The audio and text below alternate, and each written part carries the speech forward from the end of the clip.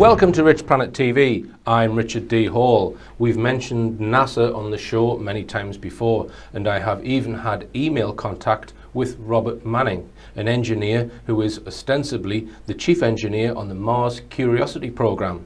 He agreed to answer technical questions about the mission, but then ran away from my questions when it seemed he could not answer them, affirming the phrase that NASA stands for never a straight answer.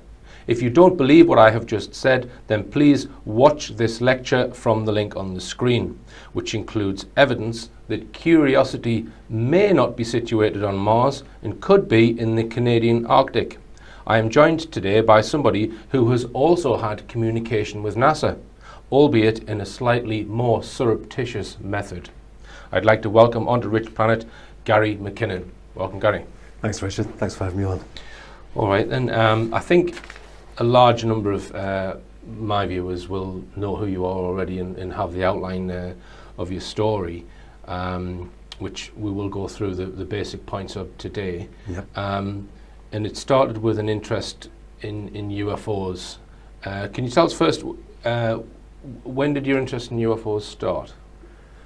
UFOs specifically, well, I was always into stars. Apparently, even when I was 3 years old, I was always asking about the stars and stuff. So I was always looking at the sky from a young age. Your interest in UFOs goes back a long way, and I've not heard this on mainstream TV before, right back to the age of when you were 12. Yep. So tell us about that. My stepfather, because my parents split up when I was 6 and we moved down from Glasgow to London. My stepfather was an avid science fiction fan, so I suppose that's what really got me into all that sort of stuff. And you know, science fiction, you get interested in aliens and UFOs, and the possibility of life in outer space and contact with other beings is probably one of the most exciting things we can imagine, you know. Mm-hmm. And so I then joined BUFORA, the British UFO Research Association, when I was about 12. It was a subscription-based thing, and you got a monthly newsletter, if I remember rightly. It was a long time ago now. Right, right. All right, so how did you find out about the Disclosure Project? Well, obviously, having an interest in UFOs, when the internet came to Britain in the mid-90s, an incredible resource for UFO information.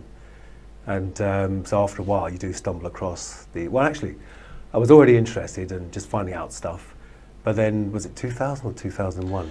2001 was the conference. That's what really got me going, that conference. Right. To me, that was mind-blowing. All these high-level witnesses, you know. Right, because it wasn't widely publicised. No. So how did you know about it when it came about? I think someone else told me, Right. And they told me before the event took place. Mm-hmm. But I think I'm right in remembering at the time they had some kind of broadcast failure as well. Right. So it didn't reach the sort of multicast internet audience that they hoped it would at the time. Okay. Yeah. So that was your inspiration to try and find out more, the Disclosure Project, or one of the pieces of inspiration. So I gather it was after the Disclosure Project conference that you got sort of caught red-handed with your computer-related activities. Yeah. Were you involved in computer-related activities before the Disclosure Project, or was that the? That was the instigator to right. having a look. Right. If I can call it that. All right. So can you just tell us how you went about trying to find out information that you thought was being kept secret? Yep. Part of one of the Disclosure Project witnesses is Donna Hare, and she was working at Johnson Space Center at NASA. She had secret clearance. She was a photographic sort of mission launch specialist. Mm-hmm. And she said that one day when she was working in Building 8, so she actually mentioned the building of Johnson Space Center, JSC, there was a colleague who was in another room, but they all had secret clearance, but they were on different projects. Mm-hmm. And she was in this chap's lab or room, whatever it is, and he said to her, "Come and take a look at this, you know, what do you think this might be?"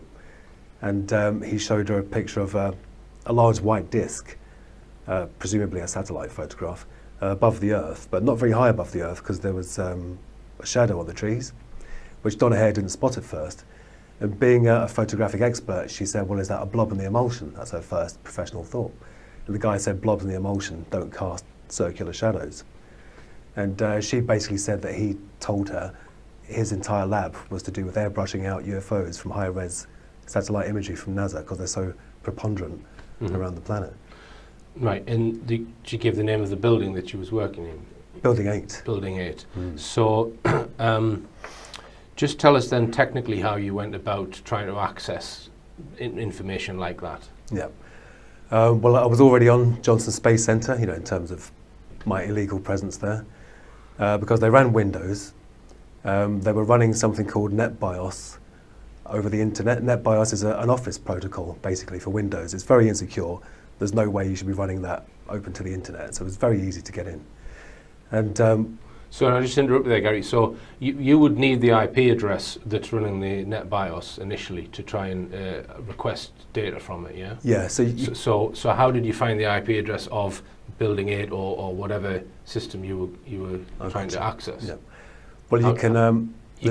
That's publicly available, is it? Oh yeah. There's online services where you can type in, Johnson Space Centre, or the network name, which I think was jsc-nasa.gov. And they give you the whole IP block that they own. Right. And somewhat stupidly, NASA, just like the military and everyone else, wasn't using non-routable internet addresses, which are safe for offices, because they're private, what I mean. So this is what you call an internet-facing IP address on a desktop computer? Is that? Yeah, the desktop computers, the main servers. So there was no firewall at all? It's as if, so you could ping the computers in NASA on a desk from your own router? Yeah, some of them wouldn't ping, but I'd still probe them just in case they didn't reply to pings, but they were still live machines. Right. So you gained access to a whole raft of computer systems within... Wow. Can I ask you, was it just NASA? Or? Oh no, they're all like this. I used that one single method to gain entry to the places I got into. Right, and are you allowed to say which other places you got into, or? Well, I'll say it was the Army, the Navy, and NASA, and the Pentagon. Right. Right. And were they all on separate banks of IP addresses, each of those that you've just mentioned? Oh yeah, completely separate blocks. Right. Yeah. So you knew whether you were trying to access NASA or Pentagon or Army, Navy. They're all in completely different IP ranges. Yeah. But once you're in there, it can get a bit confusing, because once you start exploring, there's attached networks, other networks, private networks, and in the end, you're not really sure where you are after a while. But right. All right. So it was quite comprehensive, this sort of amount of access that you had. And I've heard you say that there were other people there who also doing what you were doing. And would you say that you were one of the more prolific people doing that? Did you get an impression, or would you not be able to say? I can't say, because I don't know what they were doing, but I did a simple command, because when you're on there, at first I was using the command line interface, so it's just a black box.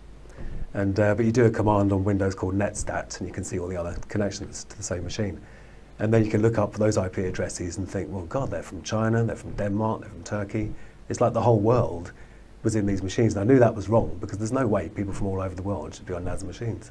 So they must have all been unwelcome guests like I was. Right. So what period of time from when you first accessed the first system to when you got arrested, what's the duration we're talking? Oh, like 18 months, 2 years. Right. All right. So did you have any feeling at the time that you might get collared for this at all?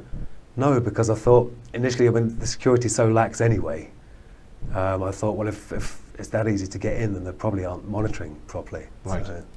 Right. All right. So let's talk about what you saw before we go on to then what happened with the arrest and everything. Yeah. How long was it before you saw anything of any sort of significance? Oh, a long time. Right. Months and months. So did you not get bored with it, or was it always keeping your fascination with what kept you going back if you didn't get anything for months and months? Oh, the promise of possibly finding something. Right. And the fact it was so easy, and I thought at some point this is going to close the store and they'll stop running NetBIOS over the internet. Right. And you won't be able to find blank passwords so easily. Right. And every time you were in communicating with a particular online IP address, would you always know which building you were accessing the computers from? No, not at all. Not the physical building. Right. No. Right. All right. So just tell us when you got your first hit, if you like, as regards actually seeing something interesting. The first thing was documentation. I used a program called LAN search. I think that once you had control over the domain, because you'd get control of domain controllers, so you own the whole network basically. And Land Search could actually search all the files and folders on every machine. And obviously it's hard because things aren't going to be called secret UFO data.pdf, are they? So, but I'd scan and look for documents, etc., etc. And I found an Excel spreadsheet that was actually called, or at least in the heading of the column, it said non-terrestrial officers. And I was like, my bloody God, that's just non-terrestrial officers. Non-terrestrial officers with ranks and names, and then a separate sheet with tabs for material transfer between ships. And these were, I mean, I don't remember the names now. It's a long time ago. A lot of people give me a hard time for not remembering the names and stuff, but it was a long time ago.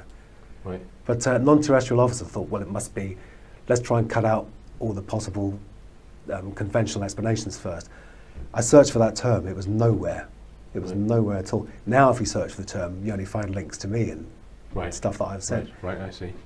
So it wasn't a standard thing in the military at all. Right.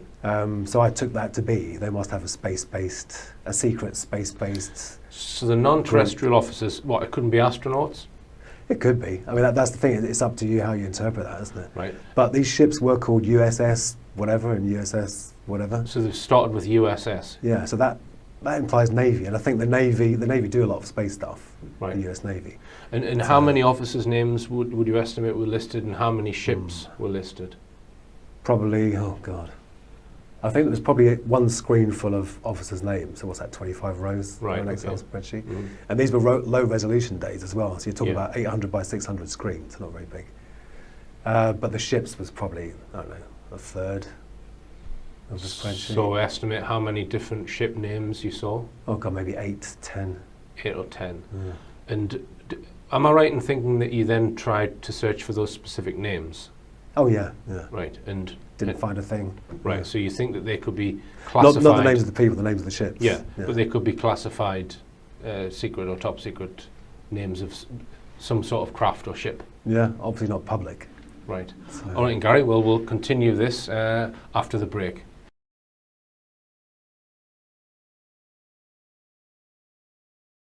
Welcome back. I'm talking to Gary McKinnon about when he accessed NASA computer systems and found some very interesting information on there.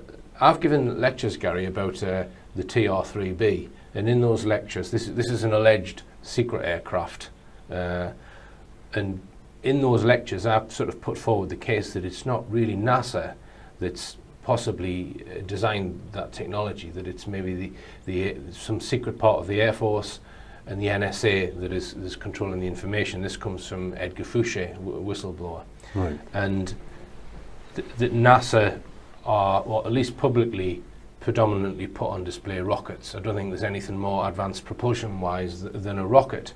So, what are your feelings on that? The fact that you've been into a NASA establishment systems, and you're finding non-terrestrial officers. So I'm putting the question, don't you think there would be somewhere else like the NSA?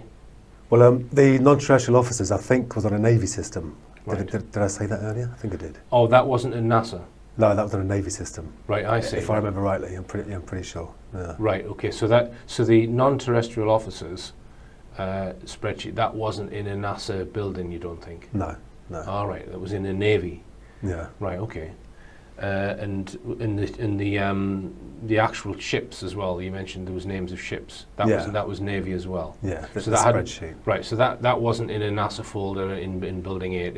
No. Right. No. I see. All right. So that could explain the question that I've just asked there. So just to stay on this sidetrack, what are your feelings on the Apollo missions? Do you buy into the we never went to the moon, or do you have a strong position, or are you open-minded? What's your I think when you think about things like the Van Allen belts and the radiation, and the film on the cameras, the battery on the module, there's a lot of solid scientific reasons why it was impossible with the technology back then. Right.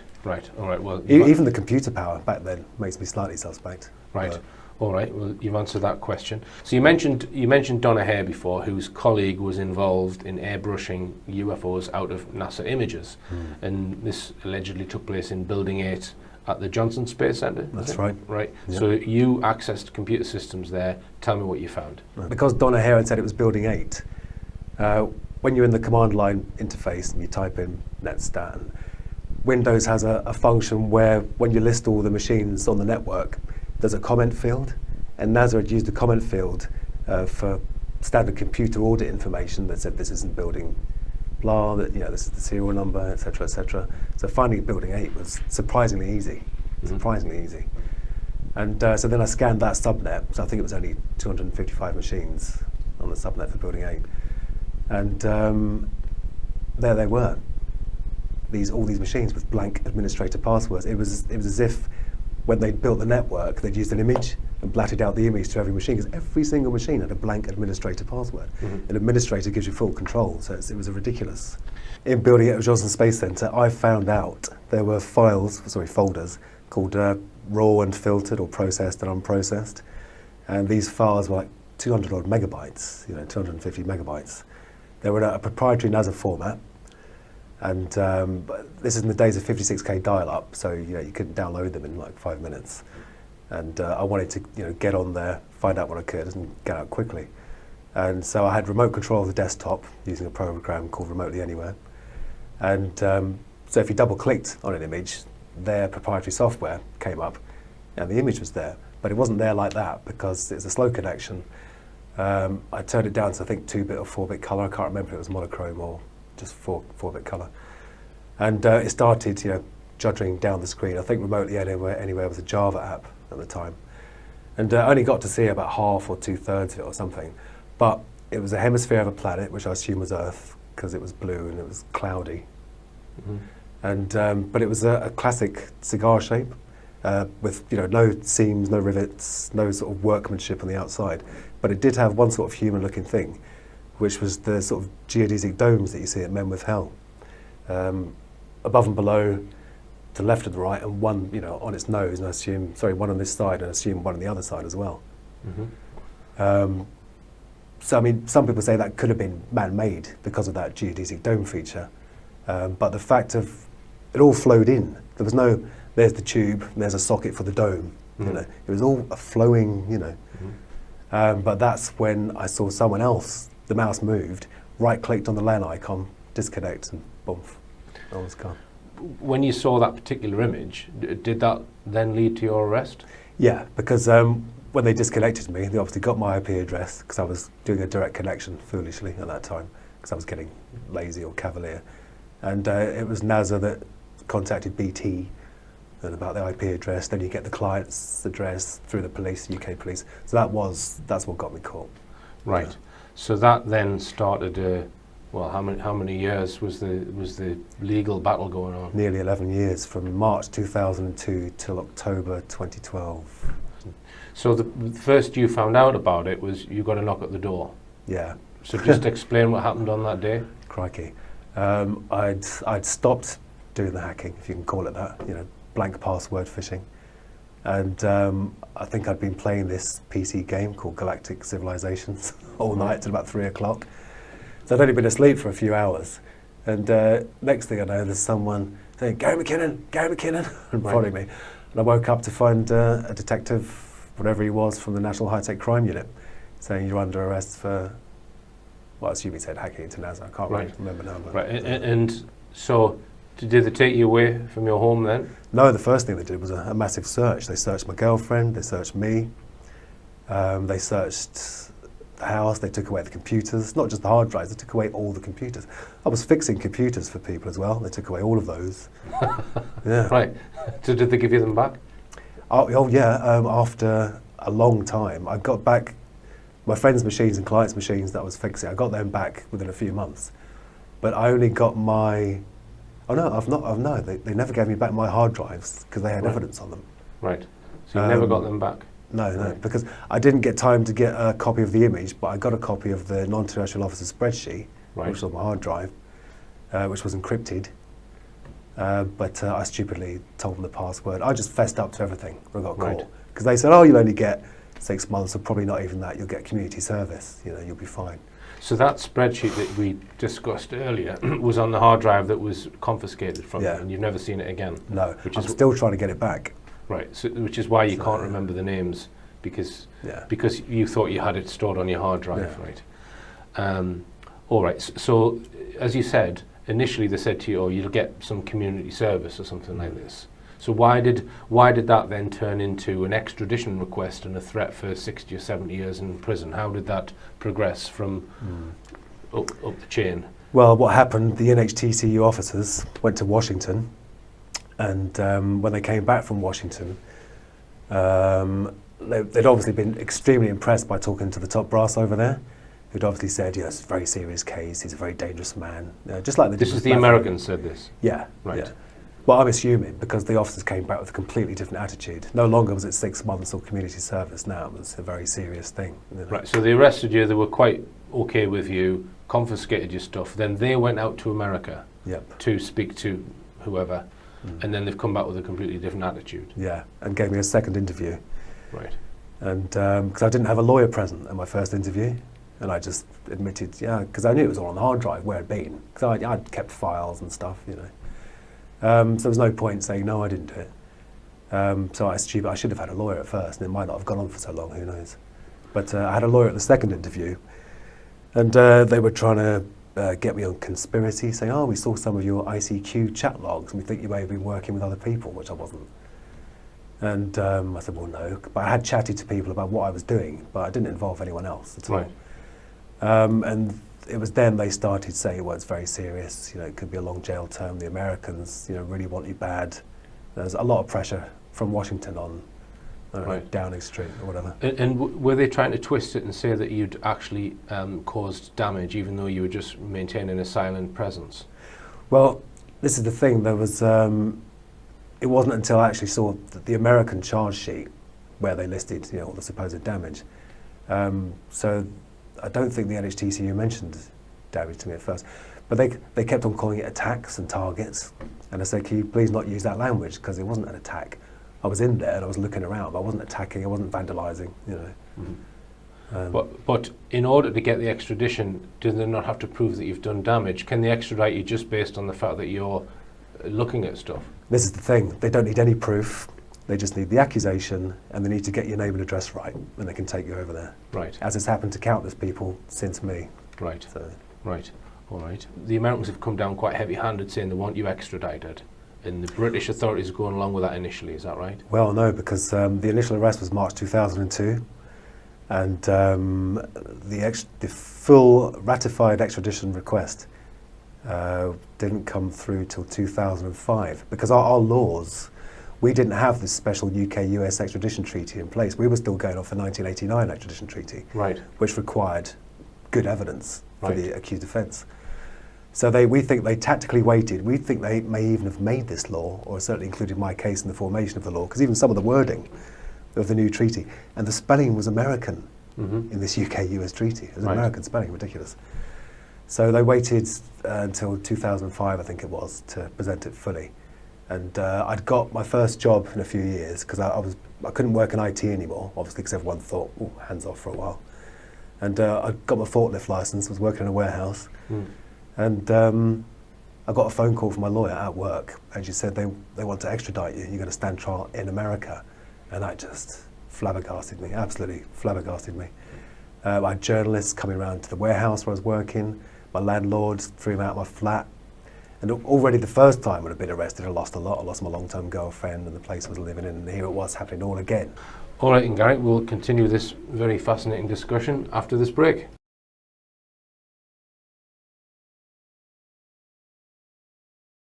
Welcome back. I'm talking to Gary McKinnon about the fact that he accessed NASA computers and other defence establishment computers in America and witnessed some very interesting information. When did the mainstream media get hold of it for the very first time? 2002, the initial arrest. Right, so that was in the mainstream media? Yeah, there was a peak then. Right, and then another peak in 2005. Yeah. So it seems grossly unfair that they can pass a new agreement or treaty and apply it to something retrospectively, and that was in the wording of the treaty. This is retrospective as well. Right, but they still were attempting to do that. Now, here's another devil's advocate question then, Gary.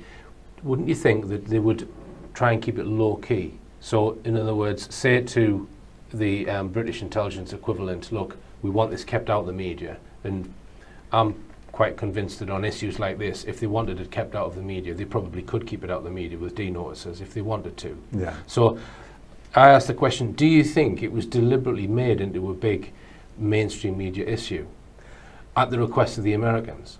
Well, in America, there was no media. They were definitely keeping it quiet over there, or they just hadn't heard of it. Right. But there was almost zero coverage in America. Because here's another possibility, and again, I'm just exploring it as a possibility, that they've looked at what you've seen, they've thought, okay, it's not massively damaging, so let's let it out into the media as a, not a diversion, but as a, look over here, we've got other stuff over there. Do you see what I mean? So they, yeah, well, no, you're right, because also you have to remember at that time, that was, you know, long before Anonymous and all that. That was the growth of hacking, big time, starting in the UK anyway. And it was the first time there was a sort of global awareness that this could be a problem. You know, people like this could be a problem. mm-hmm. And so I think that there may have been the idea that, well, if we get this one guy and do a great big show trial and make sure everyone knows about it, that'll scare off every other possible person in the future. So yeah, it allows them to be more draconian with their legislation, maybe, by trumpeting one case and making an example of it, rather than making an example of you because you found something sensitive. Yeah. Well, there was one guy, a journalist I don't trust very much, because he never paid me for my interview in the end. I was on the dole, and he said, "Oh, I'll give you 200 quid, you tell me all about your story." Blah, blah, blah. I won't mention his name because it could be libel. But he said that he'd gone over there and interviewed the top brass, and they said that the main thing was embarrassment. But I don't actually believe that. I don't trust that journalist. But one journalist did say that. Right. And other than that, have you got had any other clues as to the reason? That's the only thing you've had.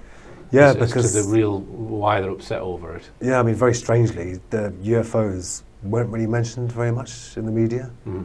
I mean, I did end up being called the UFO hacker, which is good because the Americans were trying to get me called the 9/11 hacker, because it was, you know, they say before, during, and shortly after 9/11, he was hacking into our security, you know, as if, I don't know, as if not that I had something to do with it, but as just to that emotional attachment. They use 9/11, even to this day, they use 9/11 to bring emotions out. And, you know. Now, you've done quite a lot of media interviews, Gary. One of them was the Richard and Judy show. You were quite petrified to go on that show, I believe. I was terrified because Richard and Judy were a big thing back then, you know. And I really don't like being on camera. I don't know if you can tell, I'm nervous even now after all these years. But I had to do it to raise awareness of the extradition treaty, its unfairness, and the fact that I didn't do any damage, and there's no way it should be such a huge thing. Right. Now, one thing I picked up on that, because I watched it on YouTube the other day, is Richard Madeley said that your best friend, John Ronson, he made some reference to John Ronson. Yeah. So can you tell us, do you know John Ronson well? No, not at all. He did the first interview, I think, in The Guardian. Right. Yeah, I think that was the first interview. And John Ronson's style is a bit humorous, you know, he doesn't really take his subjects very seriously. He's condescending. Okay, yeah. In my opinion. No, he is, and he did actually put words into my mouth and then wrote them. You know, like when he was talking about the damage, I said, well, I know I didn't do any damage. He said, yeah, but maybe you pressed the wrong button. So I said, well, maybe, but I don't think so. But in the interview, he said, oh yeah, and Gary said maybe he pressed the wrong button. So that angered me. So no, we certainly weren't best friends. Right. But, so how many times did you meet him? Oh, once. Right. So on Richard and Judy, I think, I'll need to check this, but I think they described him as your best friend or a close friend. That does ring a bell. Even your staunchest defender, a guy called Mr. Ronson, who writes for The Guardian, John Ronson. I mean, he says that there's no way are you a threat to the American system or the American defense system, but you're just a computer nerd who went too far. That's what he says, and he's your best friend. Is that fair? Right. You say that. So that's really strange why they would say that, because if I was to say what I think of John Ronson now, it wouldn't get broadcast. Right. He's... Well, you can't say it. I can't say it. Well, thanks for clearing that up, Gary, that you were interviewed by John Ronson. Yeah. So that clears that up for me. So you've obviously had a lot of interaction between various officials at the Home Office and other organisations. Just tell me a bit about what you learned about the Home Office, Gary. What I learned about the Home Office was that I think the older crew in the Home Office have strong links with Washington, and they're very eager to please. But I think the younger up-and-coming members are more, Britain is a sovereign nation and we control what we do. Well, I think they'd like it to be that way, some of them, not all of them. But I also found or heard that, and this is from a very reliable source, that officials from Washington are walking around the Home Office telling people what to do. Right. Which is just not on at all. It doesn't surprise me, that. And the BBC, you've also got opinions on the BBC? Yeah, I think they were quite unfriendly to me at first. Not because I did a few interviews with the BBC, and I don't think the individual producers, although I did have one fairly unfriendly interview, I can't remember her name now, but I think maybe the executive producers have an agenda to push and didn't like me at first until they realised the tide was turning when the Daily Mail campaign started taking off. And then thought, well, this looks like this guy might win in the end, so now we'll start being more friendly. But I think if they had their way at first, I think they would have.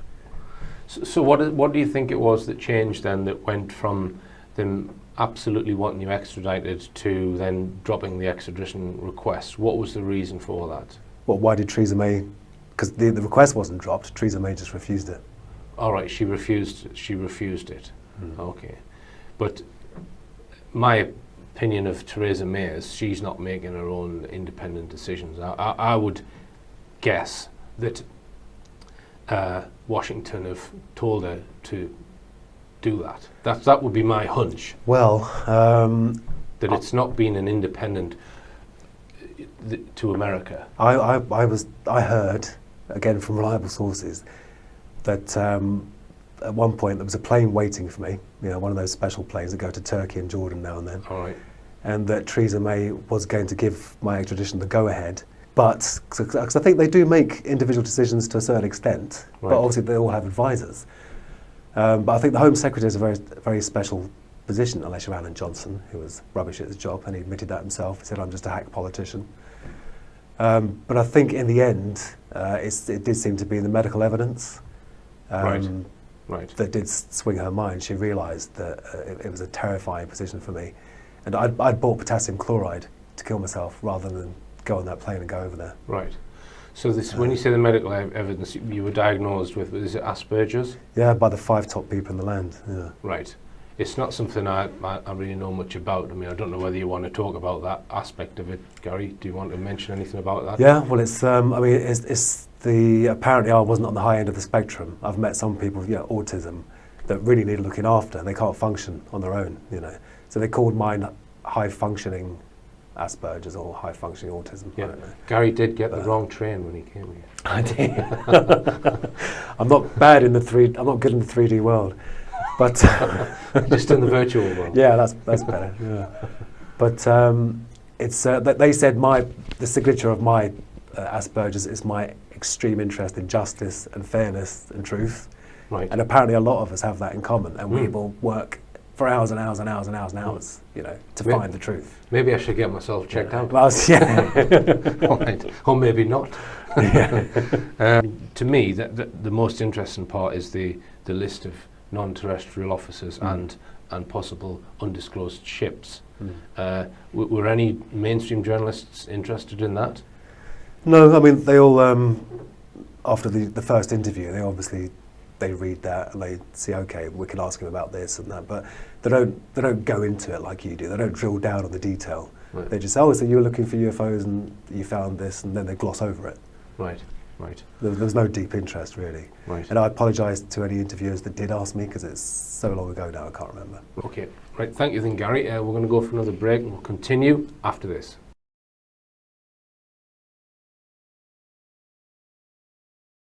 Welcome back. I'm talking to Gary McKinnon. Now, in some of your media interviews, Gary, I've seen you talk about free energy, and I'm also very interested in that subject. And this is some people would term it over-unity technology, others perhaps perpetual motion machines is another word people might use, or energy from the vacuum. And this is a possible untapped source of energy which is locked within the vacuum or within space itself, that many people believe can be turned into usable energy. So my opinion is, of the free energy, it's not energy from nowhere, it is coming from a source. But you've looked at certain technologies and you've even built some of your own experiments. So can you just tell us about your interest in that subject? Yeah, I mean, I started off, like a lot of people, being interested in Bedini. And after looking at that for a while, I realised that was just the magnetic collapse, the inductive spike. There was no extra energy. So you don't think there's any extra energy in the Bedini motor? No, and I don't think Bedini's ever claimed there was. Right, all right. Yeah. Have you seen any of the videos where they've got two batteries, one which is being charged and the other one is kicking the motor around? Yeah. And it seems to go for, well, months or years, and it will charge the batteries as well. That's the claim. So it's getting energy from somewhere, allegedly. So you would refute that, yeah? Yeah, well, these people need to go to battery university. Using batteries to try and make accurate measurements of power in and power out is just nonsense. Yeah, I would agree that, yeah. So my thought on the Bedini motor has always been, why don't they just use capacitors? Yeah, then you've got an exact storage. For the input and output battery, instead they use capacitors instead. Why can't they redesign it with capacitors? And then there would be no room for error. A nice capacitor bank, that maybe still the same as the 12-volt car battery. And then, but the one thing I did find that did seem to work was there's a guy called Thane C. Hines, and he constructed coils in such a way that the rise time lagged behind the rotational movement. So normally you get lens effect, and the magnetic field you induce opposes the rotation. Whereas if you can make the rise time lag by the rotation, it actually aids it, because once it's risen, the magnet's past the coil and it pushes it around. And I did my own replication of his coil and got this effect to happen. And I'm no physicist, so I could be wrong, but it seems to violate the work energy principle, because when you attach a load to a generator that's made with these coils, the rotor speeds up and the input current goes down. Right. Which violates the work energy principle. But some people may say it may just be impedance matching, but I don't know, because it seemed to work over a fairly wide range. All right, and any other, because there are hundreds of alleged devices, aren't there? If you can find some thorium, then you can try a nuclear battery, if you like. Right. And then there's isotopic decay. It's not free energy, but it's extremely cheap, and there's no moving parts. Right. And you can have one of those in every home, and if people don't mind sitting on a potential nuclear explosion. Right. So, and what would be the legal ramifications of building something like that? Do you know? Have you looked at that? Funny you should ask that, because I watched a video the other day about a guy who was 15 in America, and he scraped off all the radium and the old glow-in-the-dark alarm clocks, and he got the stuff out of smoke detectors, which is radioactive, and some other stuff. And he ended up having the EPA, the Environmental Protection Agency, tearing down his shed and storing it in radioactive lead buckets or whatever. So I think it turns out there's no law that forbids individuals from experimenting with it, or there wasn't then, but there are for corporations.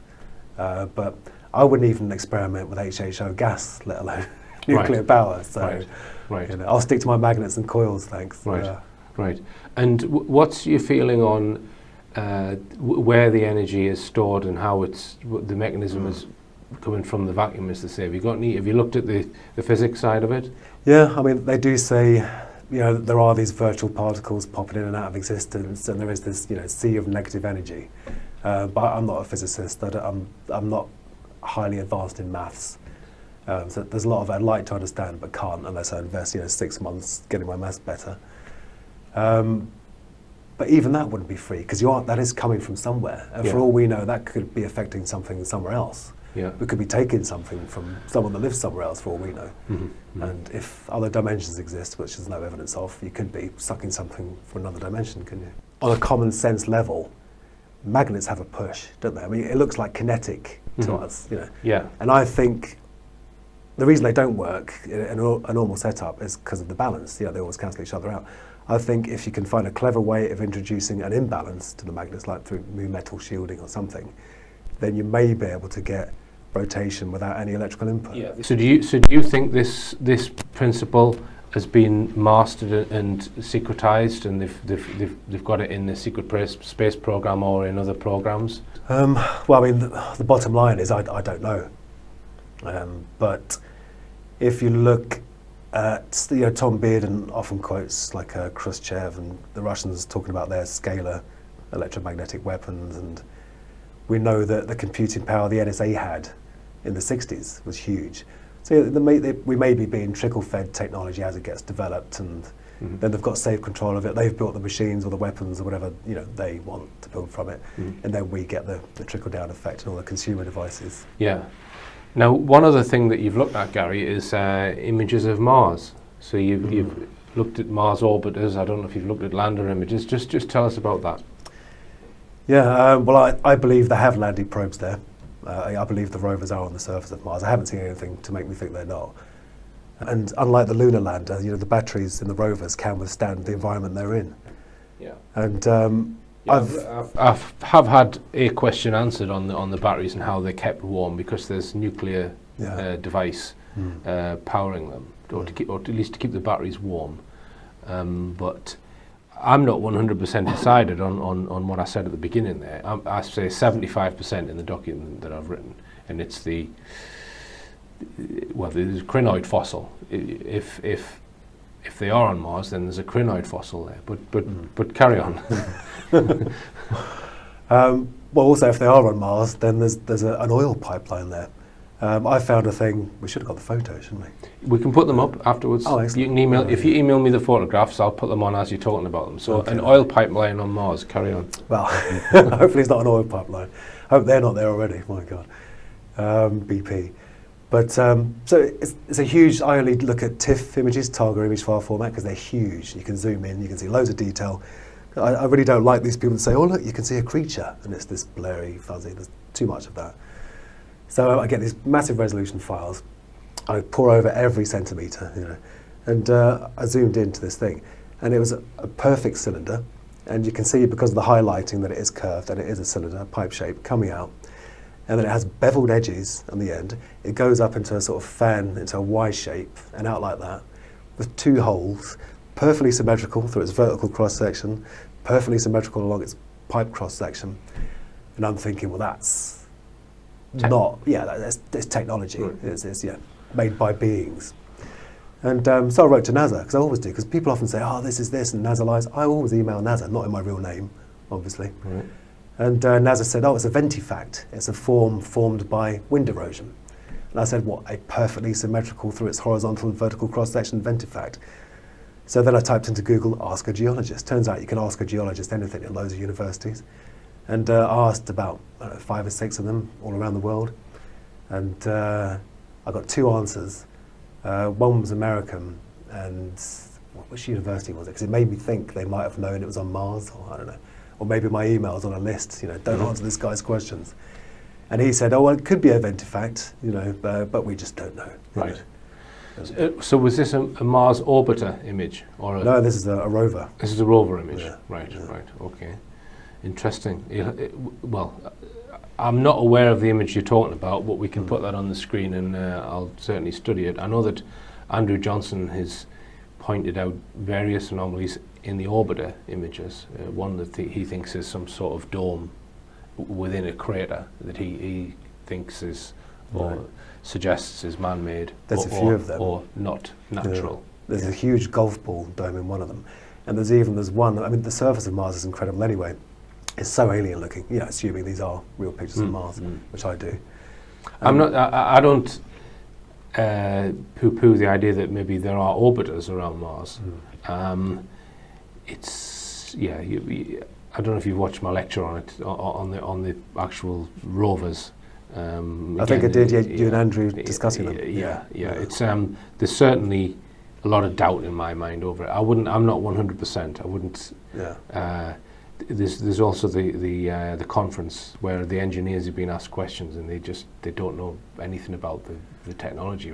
That's what it comes across to me. But anyway, I guess I wouldn't put my life on it. And it's the same with the moon landings as well. Yeah. I'm not. We mentioned that earlier. You said that so some of the technology seems dubious and doubtful. And some of the hazards, how could we have got past them? Yeah. So, yeah. Right. So you don't think that man walked on the moon?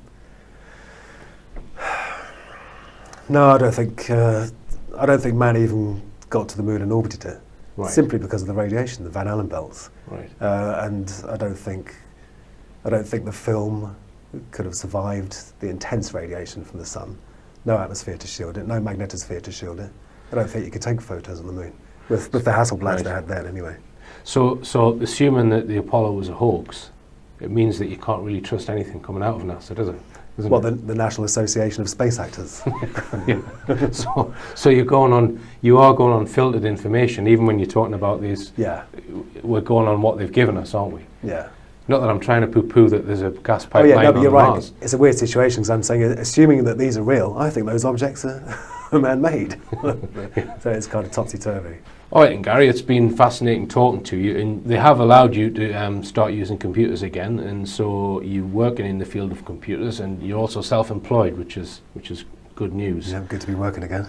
Now, the other thing that you're considering, or you've already embarked upon, is you're writing a book. Just tell us about that. Yeah, I've done about 4.5 chapters, and so it's about half finished. I should finish it by, I don't know, spring next year. But I did approach some major European publishers, but publishers have their own perception of the market, and they want me to write about, the darkness and the suicide and the despair, and it's really somewhere I don't want to revisit. So I'm hoping that writing about, the hacking. You want to write a nerdy book? I do. I want to write just what it was like to be, an average guy, and your typical nerd loves his sci-fi or her sci-fi and UFOs, and so I want to, like the nerd that went too far. Yeah, all right. Well, as I always say, the nerd shall inherit the earth, I think. But yeah, it's been fascinating listening to you, Gary, and thanks for coming all the way to South Wales. Thanks and for having me. It's been good luck with the book, and good luck with the business. Thank you. And I hope they leave you alone from now on. So do I, thank you. All right, and remember, believe none of what you hear and only half of what you see. I'm Richard D. Hall. Good night.